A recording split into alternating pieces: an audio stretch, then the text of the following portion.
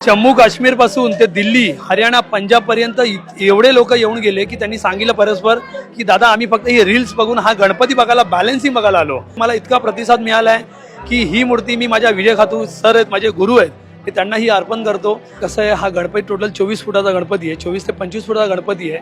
आणि साधारणपणे जे तुम्ही बघताय मागे जो पाईप लावलाय मधला, त्या पाईपापासून 18 फूट बॅलन्स गणपती आणि तो 2 टन मध्ये गेलाय. यंदाच्या गणेशोत्सवात सर्वाधिक चर्चेत असलेली मूर्ती म्हणजे परळचा महाराजा.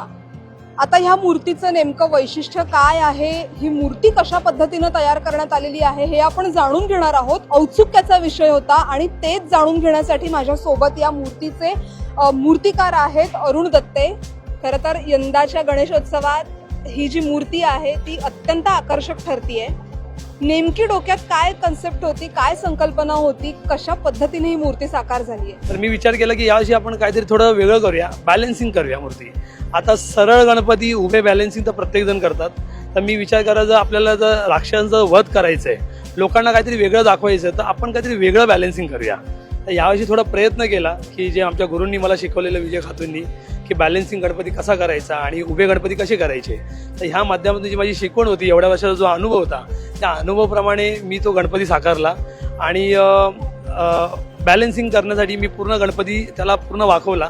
कारण 2023 मध्ये तुम्ही बघितलं असा घोड्यावरचा गणपती होता, तो मी कमरेपासून बराच गणपती वाकवलेला. पण माझं एक स्वप्न होतं की गणपती मला पूर्णपणे टाचेवरती वाकवायचा होता, की म्हटलं असंही काही करता येईल का. पण ती मूर्ती मला साधारणतःपणे एक लहान गणपती करायचा होता. पण विचार केला की जाऊ दे, ह्या वर्षी आपण परळचा महाराजच करूया. शेवटी कसं परमेश्वर त्याच्यामध्ये स्वतः अवतरला आणि तो परमेश्वर इथपर्यंत मला घेऊन आला.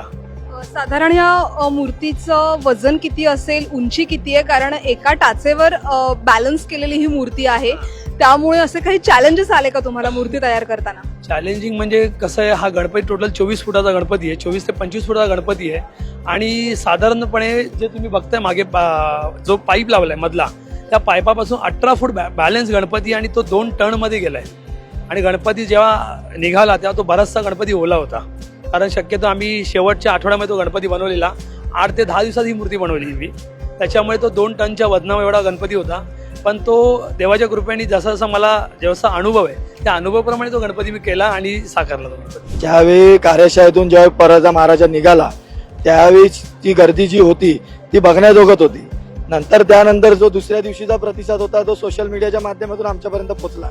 त्यानंतर म्हणजे गणेशोत्सव सुरू होण्यासाठी जो 20-25 दिवसाचा कालावधी होता, त्यानंतर जे आगमनाच्या 10 ऑगस्टला जो आगमन झाला, त्याच्यानंतर गणेशोत्सव सुरू होण्यापर्यंत पब्लिक येतच होता. म्हणजे गणेश भक्त कशी मूर्ती बनवली आहे आणि ती मूर्तीचं स्ट्रक्चर कसं आहे हे पाहण्यासाठी लोक येत होते. आणि आज गणेशोत्सवामध्ये दर दिवशी लाखो पब्लिक त्या गणपतीला बघायला येत आहे की परळचा महाराजा मूर्तिकाराने कसा बनवलाय आणि तो कोणत्या स्थितीमध्ये आणि कोणत्या परिस्थितीमध्ये उभा केलाय. त्यामुळे जो गणेश भक्त आज इथे आलेला आहे, त्याचा आनंद आम्हाला खूप होतोय की आज गणेश भक्त आज भरपूर वर्षानंतर म्हणजे 25 वर्षानंतर परळमध्ये परळचा महाराजा बघायला येतो. की जम्मू काश्मीर पासून ते दिल्ली, हरियाणा, पंजाब पर्यंत एवढे लोक येऊन गेले की त्यांनी सांगितलं परस्पर की दादा आम्ही फक्त ही रील्स बघून हा गणपती बघायला, बॅलन्सिंग बघायला आलो. आणि बाकी इतर जर तुम्ही राज्य बोलले, सातारा, कोल्हापूर, सांगली, जालना, म्हणजे अख्ख्या राष्ट्रामध्ये, म्हणजे पूर्ण महाराष्ट्रामध्ये, रत्नागिरी, म्हणजे प्रत्येक ठिकाणी जेवण बोलतो की दादा आम्ही सुरतवरून आलो, आम्ही गुजरातवरून आलो. म्हणजे फक्त ही रील्स बघून हा गणपती बॅलन्स कसा केलाय हे बघण्यासाठी लोक येतात आणि आवर्जून इथे येऊन बघतात. आणि मला प्रत्यक्ष भेटतात की दादा तुमच्यासोबत एक फोटो पाहिजे.